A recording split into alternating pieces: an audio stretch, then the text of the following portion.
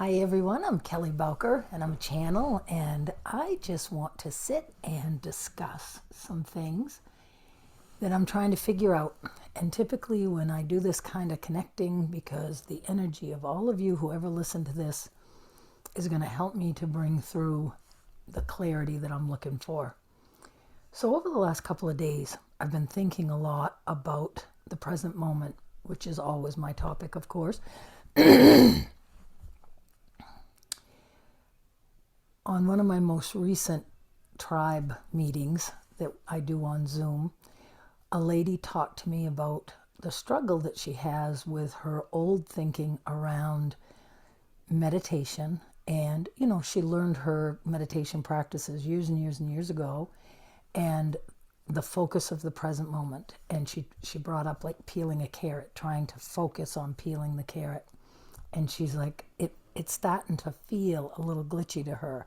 Well, that plopped into the back of my head.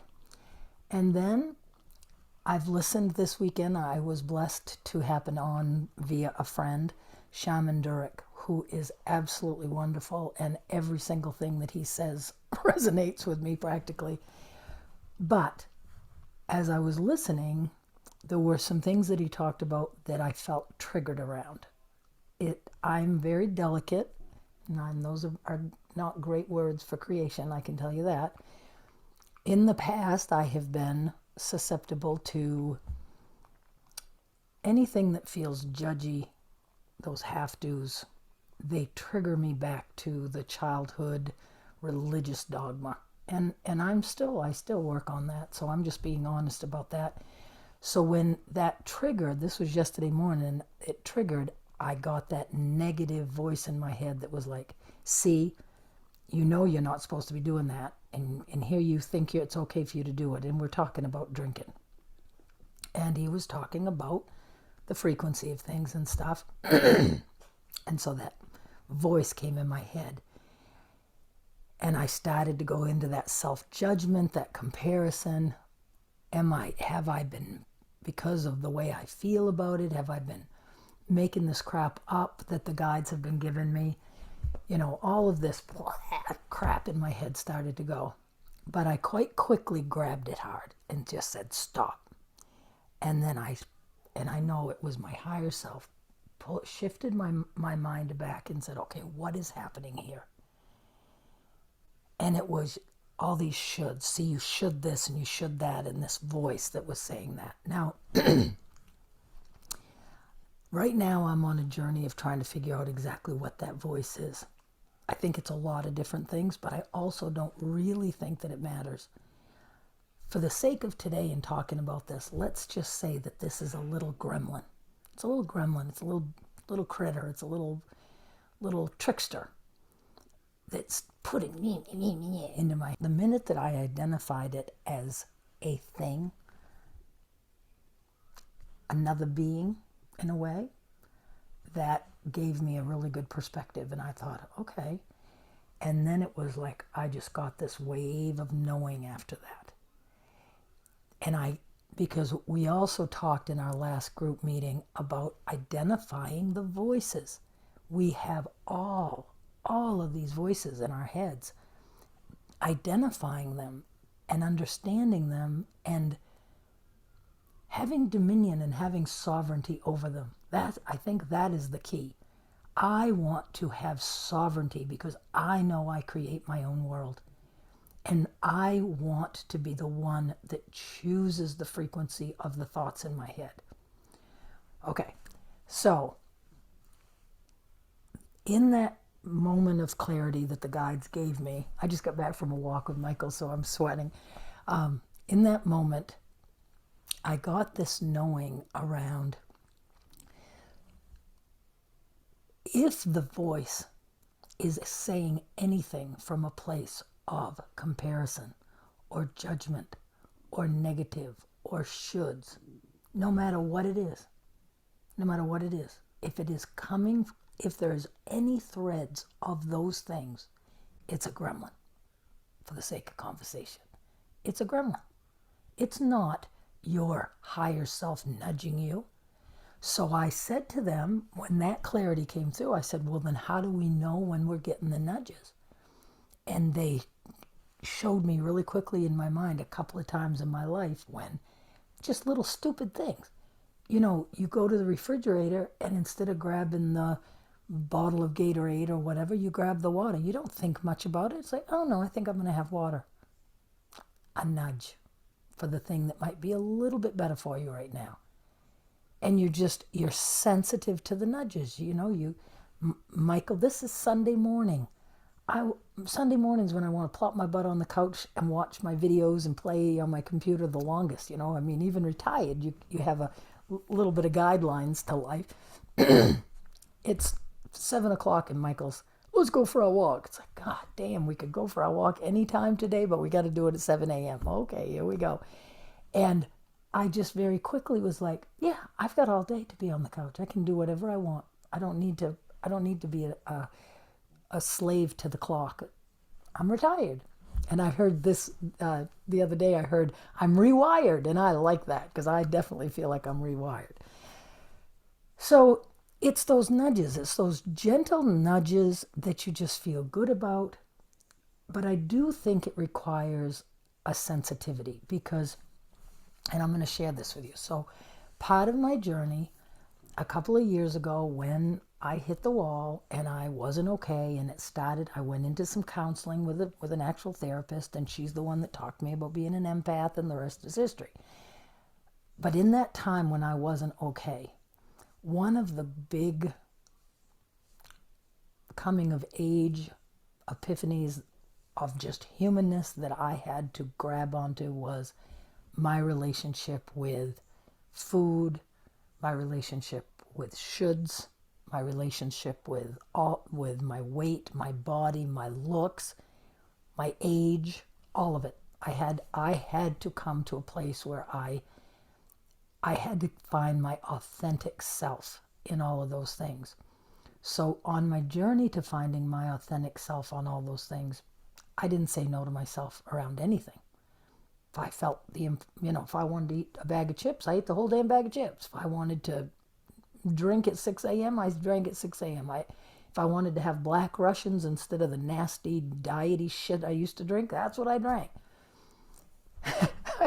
I'm just sharing the truth with you. I'm not advocating in this. I'm saying this has been my journey. Everybody has their own journey, and maybe it will be a little easier for some of you if you hear mine. I don't know, but that's my intention. That's what I hope. So I always have this vision of the pendulum in my head. So I feel like my pendulum went from self-abuse through diet and exercise and whatever to boom over here, to going the whole way, eating and drinking everything, putting on some weight, whatever, blah blah. Don't give a shit about any of that, and I really don't. It's a great place to be, but I care about vitality. I care about being my authentic self. I care about being strong. I want to live long. I want to have energy. And it is about relationship. It's about relationship. This I know. This I know completely. So as I have come into being my authentic self, and I have a loving relationship with myself, and I have a loving relationship with food, I feel that sensitivity to those nudges are starting to come through with a lot more ease, starting to come through with a lot more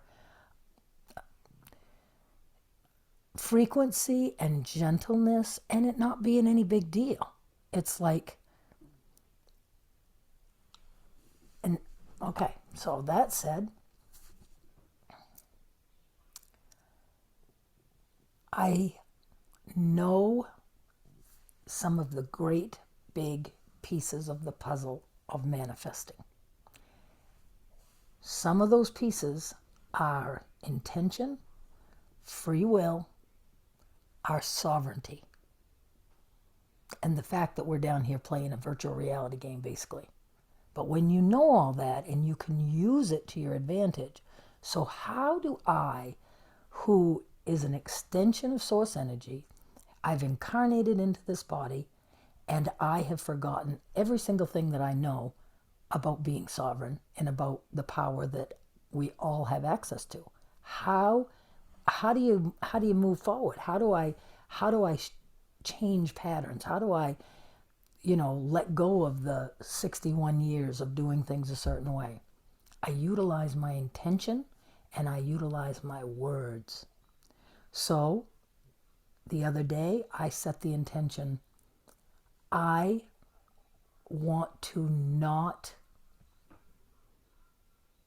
be so inclined to the habit of, and I'm just going to leave it there. I talking about certain things, chips, drinking, you know, I said out loud, I set the intention that it's not going to even matter to me if I only have a few chips. It's going to be enough. I set that intention. And I ask all of my team, my beautiful, beautiful non-physical team, to support me in that intention through my free will. That is my conscious, deliberate intention. And I ask for your support. I know that you're right here. I ask all the angels in heaven to be with me and support my intention. From my place of sovereignty, I command the energy to support my intention. And I'm going to just keep playing this out, setting my intention, using my words, using the power of the frequency of my words. Yes, we can do it in our minds. Absolutely, we can. But there is great power in the spoken word. We know that. So setting an intention, asking for support. And then the thought comes in, you should be able to have all the damn chips you want. There's a gremlin. The minute I shift into that, okay, where's that thought coming from? And so then, this has been happening. This is what I'm doing right now. So then I felt into it. Okay, what is the emotion behind that? There's got to be an emotion there because it's communication. So what's the emotion? Comparison, lack, not as good as. Okay. And then I did something different. And this I think I learned from Shaman Durek. And my guides, they just nudged me, yes, and my guides. I leaned into that and I said, thank you. I love you. Oh my gosh, thank you for that information. Because I wouldn't have the gremlin wouldn't have the ability to come in if there wasn't still a little part of my baby girl who doesn't feel less than in that moment, that feels picked on and abused. So thank you, little gremlin, for telling me this. Thank you. I love you. I love you. I love you. I shine the light of unconditional love on that judgment. Love, love, love, love, love. I just shine that light. I love you. I love you. I love you. And then I say to whatever that little gremlin is, and I still don't know, maybe I will someday, but whatever it is, I say, you deserve love. You deserve love. Come to the light. We all deserve the light. We are all lovable. And I love you. I love you. I love you. And then what does that have the potential of doing? The energy we're talking, this gremlin that we're talking about is energy. Everything is energy. I shined the love that I have the capacity to shine, and I transmuted. I transmuted all that I could transmute in that moment. And then the rest, because I was shining that love, if it wasn't able to be transmuted, it can't come near me because I am shining love and light. So how cool is that? I mean, that's powerful. That is powerful. So now I want to bring it back to that, as I was walking today and I was thinking about the carrot and the peel and the carrot.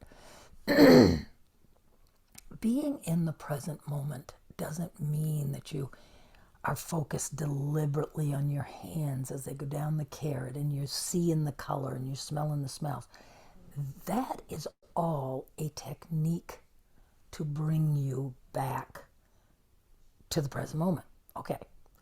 But what is that? Why do we want to come back? Because when we are on autopilot, when we are mindlessly peeling the carrots and our brain is going subconscious, remember the subconscious mind?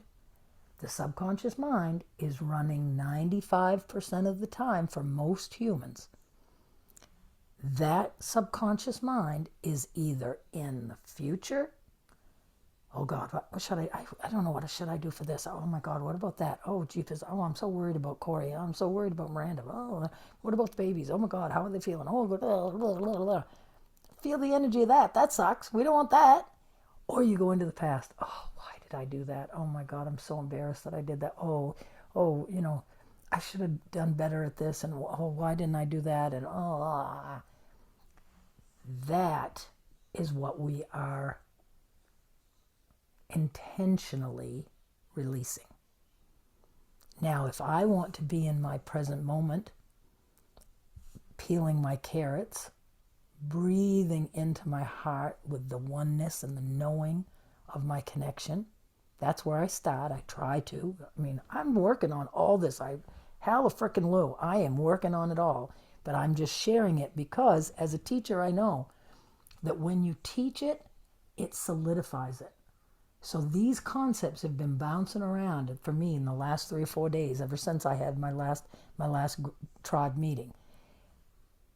And it's like the guides have been just dropping.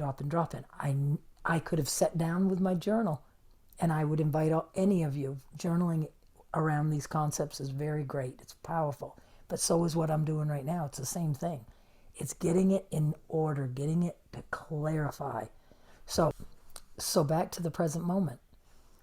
We want to bring the focus from the present moment. If I settle into the present moment and I think to myself from my breath, and then I think, how much fun is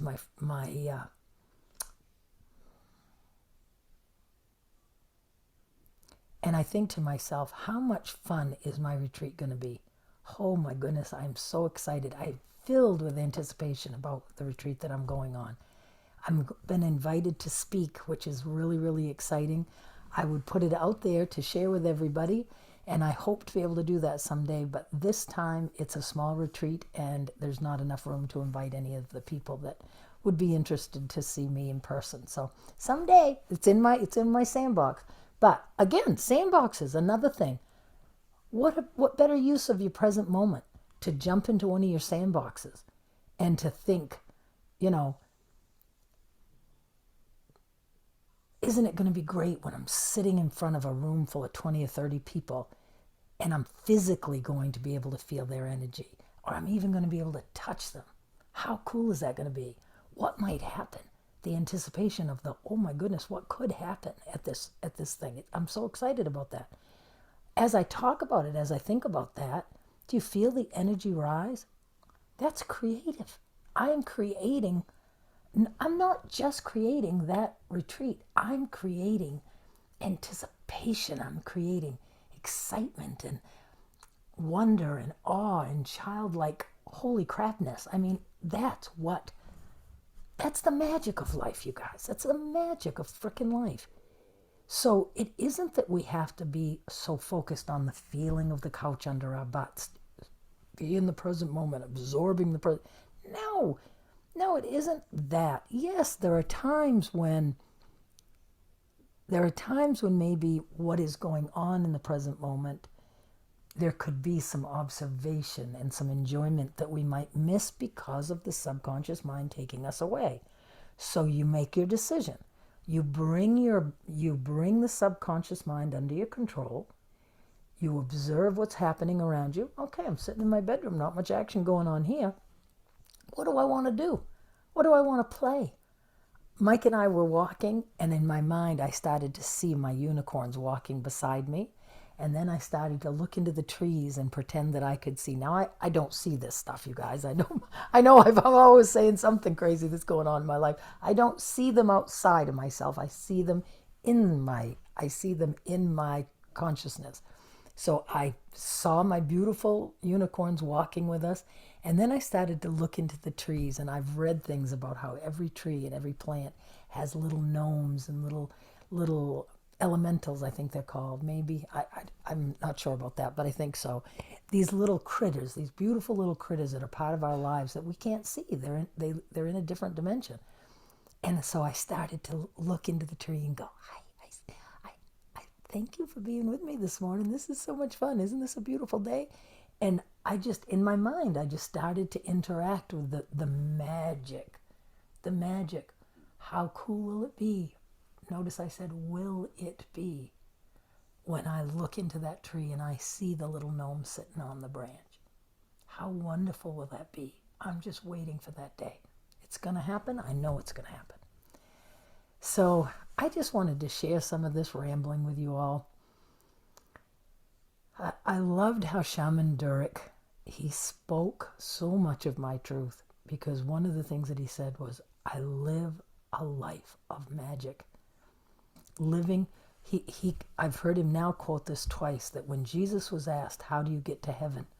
Jesus said that you only can get to heaven through being a child. So what does that mean? It's that beautiful childlike wonder and awe and knowing the magic and the possibilities that are right here for us, right here in this moment. You have the choice. You can breathe into your heart and you can know how loved you are. You are so loved. I'm so loved. We are so connected. We are all one. And we are so supported in this room. I look around in this room and I don't see them, but I know they're there and I feel them. There are beings of light. There are angels right on our shoulders. There are beings hugging us right now, giving us those nudges.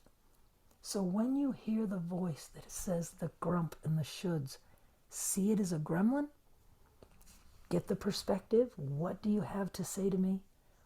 Oh my goodness, thank you for showing me that. I love you so much. Thank you. And really feel it, because if they didn't, every time we do that, we are integrating, we are healing, we are controlling our subconscious, we are controlling the inner child. Not controlling, that's not the right word, but we are transmuting the energy of the years of our life to be the authentic self that we want to be. So it's a wonderful journey.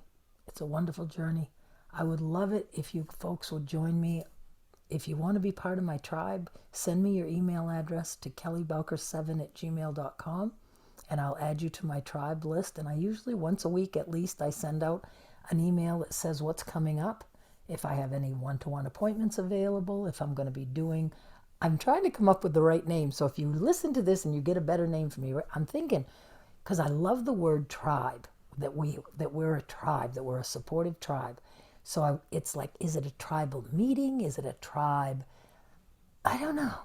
Blending? I can't think of the right term, but it's going to come to us. So I have these meetings on Zoom, and you have to sign up for them. So then you end up getting the recording of it. So a lot of people sign up for them even if they're working during the day, because then I send them the recording and they get the most cutting edge stuff. And I can tell you that when my energy, not my energy, when the energy, mine included, when the energy blends, it is so powerful. It is so powerful. And I love it when people come with questions. I love it when they come with questions, because when my guides get asked specific questions, the answers come through so beautifully, so beautifully. Not should I, if it starts with a should, it's not a good question for the guides. But when it's those big cosmic questions, why does this happen and how come that and blah, blah, blah. Oh, they come through with some great answers. So like and subscribe, hit the little buttons so that you know what's going on. I love you. Blessings, blessings. Bye-bye.